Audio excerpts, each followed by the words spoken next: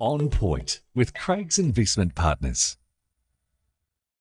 The information provided here is general in nature. It's not financial advice. It doesn't take into account your financial situation, objectives, goals, or risk tolerance. All investments are subject to risks and none are guaranteed. So before you make any investment decisions, we recommend you contact an investment advisor. For more information about our services in that regard, you can go to our website, which is craigsip.com. Welcome to On Point. I'm Mark Lister, Investment Director at Craig's Investment Partners, and I'll be talking about a range of topics, including economics, portfolio strategy, investor education, and anything else that's happening out there in financial markets. G'day, team. Plenty to talk about today. It was a very busy week last week, and there is a lot more coming up. So let's get straight into it. Global share markets, a bit of a mixed bag. The S&P 500 index in the US was flat last week, although it did finish the month of June 3.5% higher. And out of the last 8 months, the S&P 500 has been up in 7 of them. So it's been a very good run. UK shares down 0.9% last week, Europe 0.6% lower, emerging markets little changed. The Topix index in Japan did buck the trend. It rose 3.1%, and that came on the back of the Japanese yen falling below the 160 level against the US dollar for the first time since 1986. Closer to home, the ASX 200 in Australia was down 0.4%, while the local market, the NZX 50, was up slightly. We were up 0.3%. Interest rates also rose just a little bit, not a lot. The US 2-year Treasury yield ended the week at 4.8%. The 10-year yield was up just marginally to 4.4%. And here in New Zealand, the 5-year swap rate finished the week just a little higher at 4.5%. That was also the end of the June quarter, and it marks the halfway point in the year. Not a bad performance for most asset classes, particularly if you were globally diversified. New Zealand assets were a little bit lackluster again, but most global markets did well. I won't dwell on the returns that we saw over the quarter or during the first half of the year, because I am planning on recording another episode where I will delve a little bit deeper and take a bit of a stock take of where we're at in terms of the halfway point in the year and what is coming up in the next 6 months, the second 6 months of this year. So keep an eye out for that one. But for now, let's run through some of the key releases we saw last week. And we'll start here in New Zealand, because I thought there was some good news here in New Zealand, some good and bad news. And remember at the moment that in some ways, bad news is good news if you're thinking about the path of interest rates.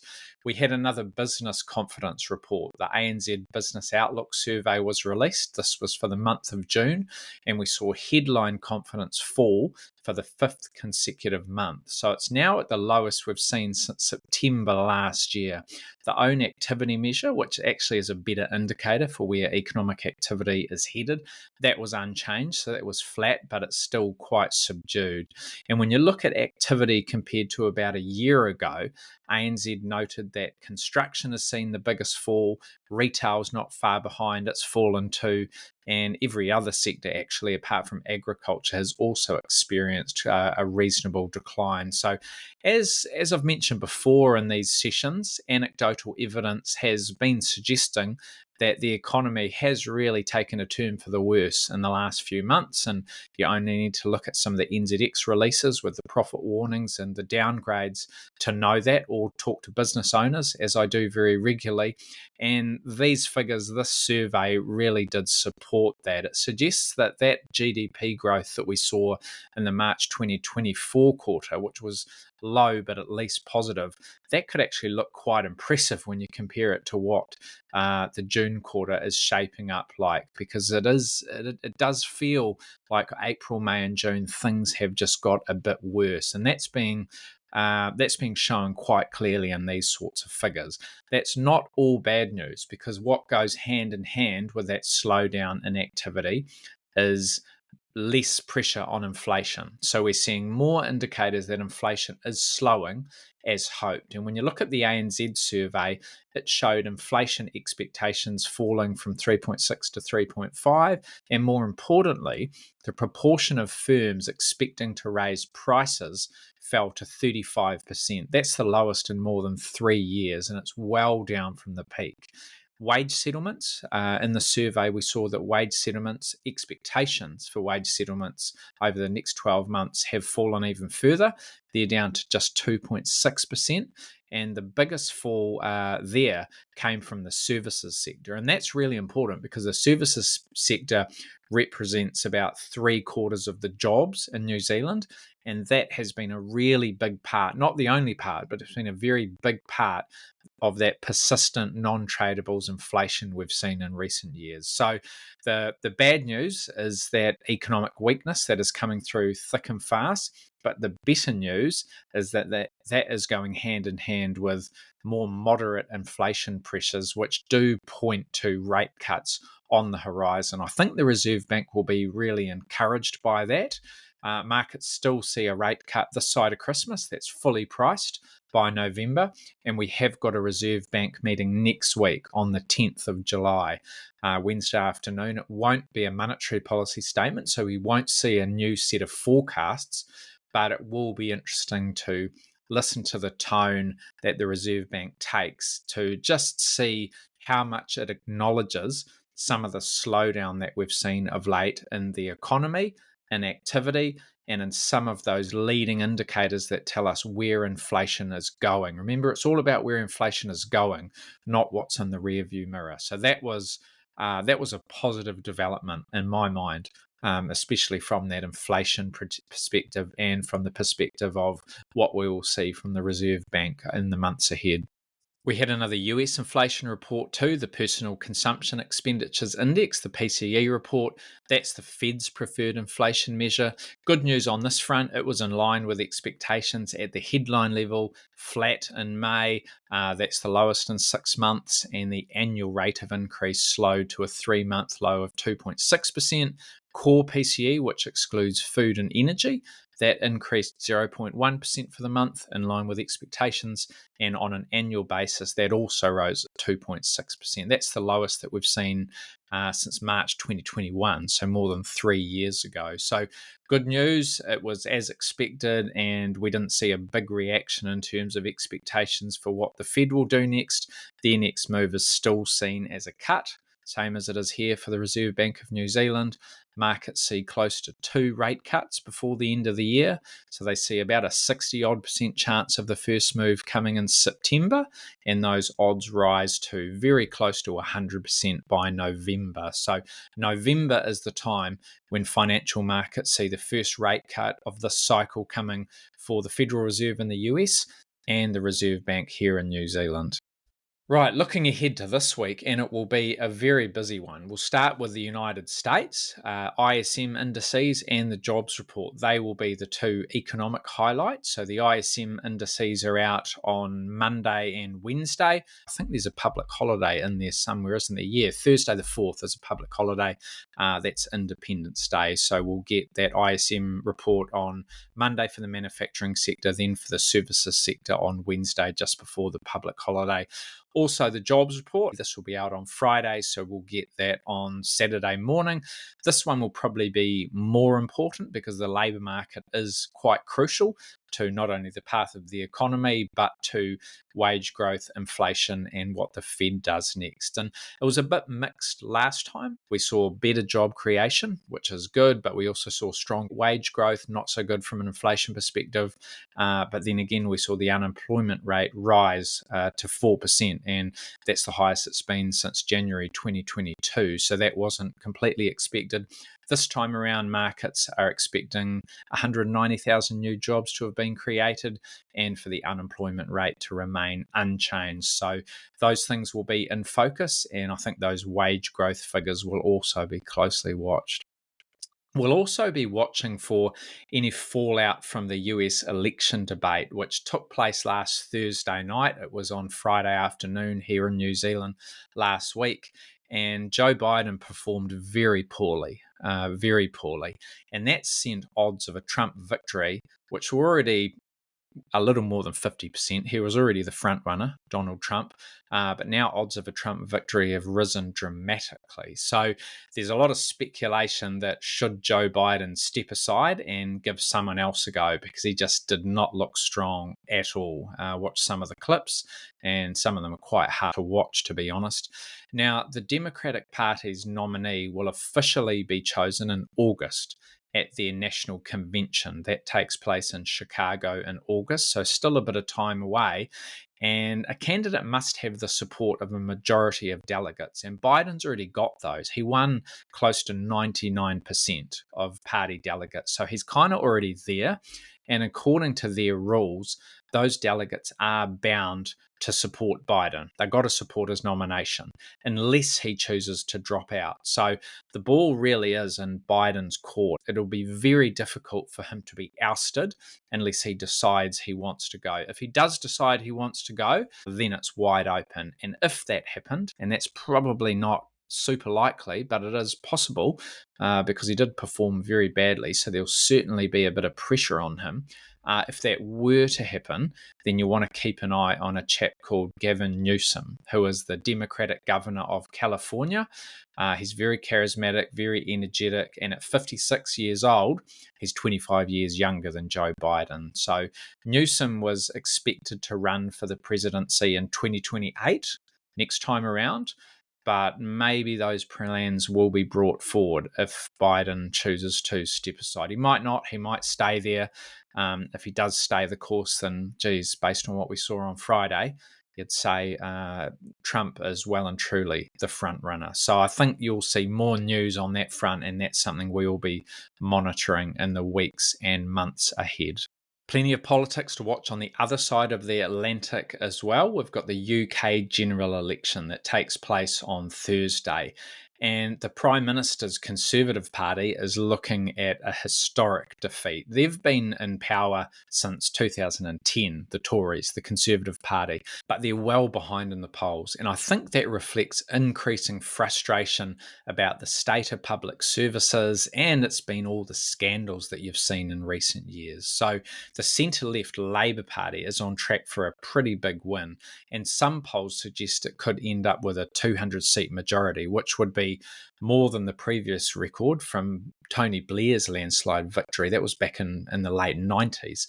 You've also got at least one poll that points to Nigel Farage winning a seat for the first time. So lots going on there. So I think there's lots to watch. If we do see a new government in place, as expected, keep an eye on Britain's ties with the EU, the European Union. Maybe there's a bit of a reset, a bit of a renegotiation coming there. That could be on the agenda, because all of the top team from the Labour Party were very opposed to Brexit back in 2016. So markets have been relatively relaxed about the UK election. We haven't seen a lot of nervousness, a lot of volatility, and that's probably because it looks like the outcome is quite clear. And there's not a huge amount of difference between the two parties in terms of some of the areas that there is often nervousness about, in terms of the fiscal position and spending and so forth. So expecting a change on Thursday in the UK, but so far markets haven't been particularly nervous about it.